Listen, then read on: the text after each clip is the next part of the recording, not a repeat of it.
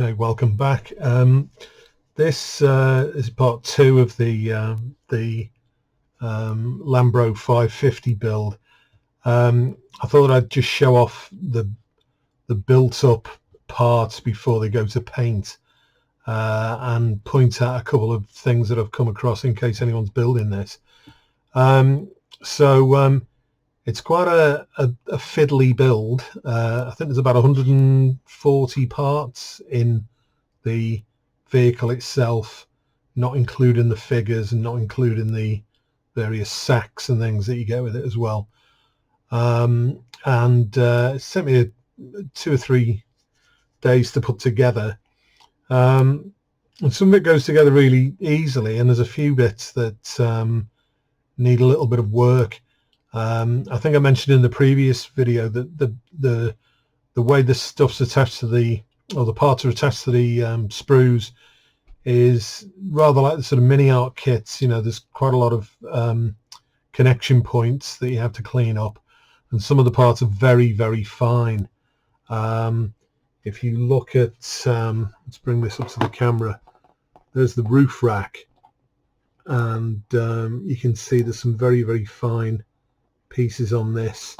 There's some rails along the top of the roof. There's also those rails inside, and all of those have got to be deburred after they come off the sprue. So certainly a little bit of work there. The engine, I'm having to do this because there's something not quite right with the focus on this camera. There's the engine part. It's quite well detailed for the size. However, once it's in the vehicle, I don't think any of it's seen because it's hidden under the front seat, the driver's seat. So unless you were going to do a parked version, maybe undergoing some kind of maintenance, none of this is going to be seen. I'll still put it in, and I'll probably give it a coat of paint, but I'm not going to spend too much time on it. One of the parts I had a problem with was this is the rear body, the passenger compartment, and although it goes together really well, when you actually sit the passengers in it, and I only discovered this obviously once I built the figures, these seats, by the way, aren't fixed at the moment, they're still loose.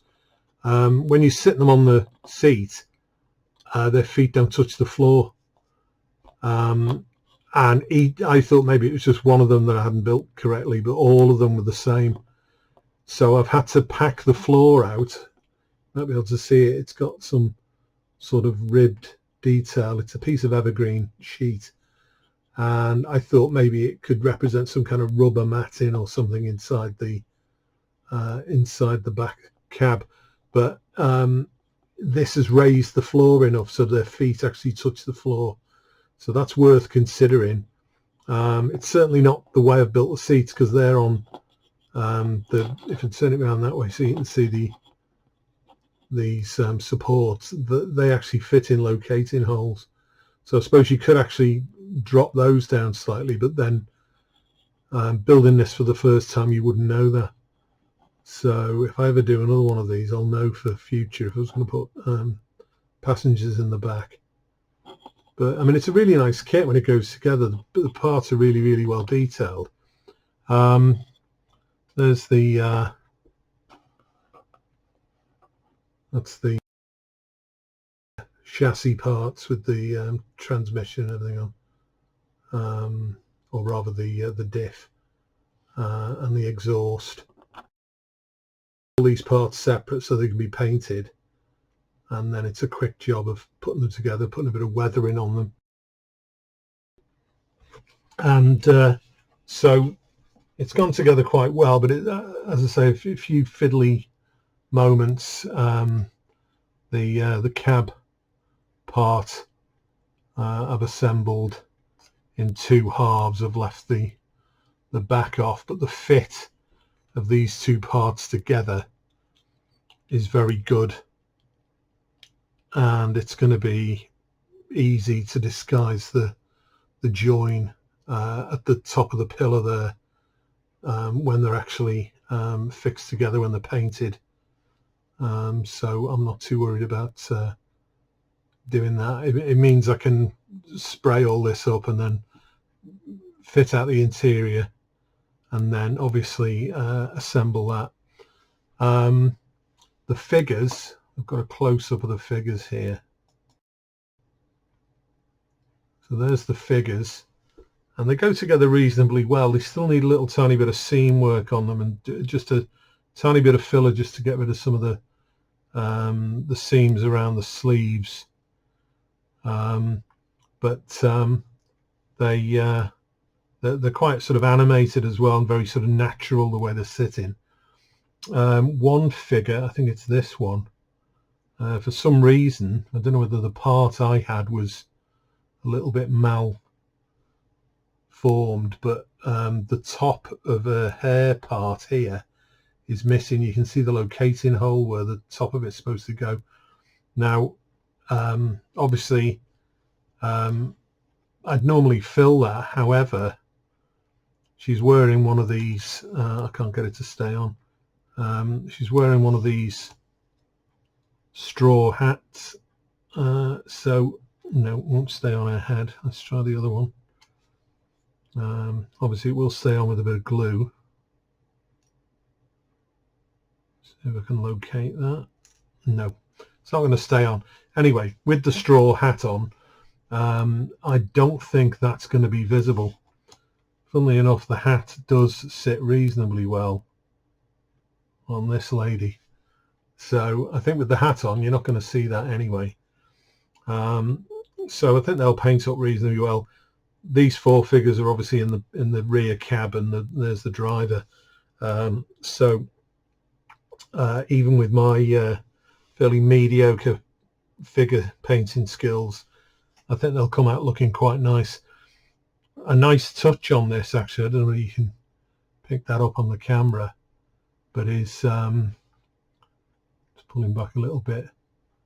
The finger on his left hand, or the two fingers, are actually on the, I'm assuming it's the clutch handle on the handlebars. So they're quite sort of animated, really well done. You get these various rice sacks which go on the roof. I'm suspecting that they would be, as well as being painted as a sack, obviously they'll have some kind of stenciling on, like a logo, but you don't get that on the decal sheet. And then there's these bags of potatoes or onions or whatever they're carrying, so they can be dotted about as well. I mean, these things carry all kinds of things. I suppose technically you could put a little wooden cage in with chickens in or something like that, and anything. It does mention in the instructions that these were used by the Viet Cong to carry armaments as well, so I suppose a kind of military version's possible as well, or a militarized version, I should say. The decals, I didn't show those off on the previous video. Let me just move that up a touch, so you can see the decals are really, really well printed. Having said that, I'm mainly only using the registrations and the Saigon Cholon ones at the bottom. The one I'm modeling doesn't have these painted embossed letters on the side, so but they're very nice though. So yeah, so overall I think it's a very nice kit, and I think a day's painting and some weathering should bring it together. So I'll do another video showing how it's gone. I might do a little section on the weathering.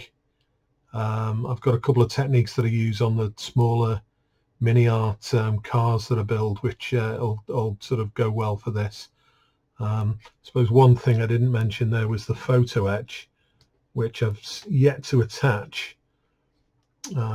There's the photo etch there. There's two registration plates. That's the front one. The sort of more rectangular one is the rear one. So they need attaching. There's a small clamp which needs folding for the rear view mirror. These plates go on the side of the vehicle that I'm modelling. They don't go on all of them. And then these thin strips are the straps to hold the blinds on. There's one of the blinds, and they loop around this rail on the this sort of bottom rail here on the roof of the cab. So a little bit of work to do yet, but I think once it's painted it'll all fairly quickly come together, and it'll just make for a nice little sort of, well, not so much a diorama, but you know, I will put it on a base. But I'm quite pleased with the quality of the kit. I'm not really familiar with other Gecko subjects, but I might have a look at their catalogue and see what other kits they do, because it's quite unusual.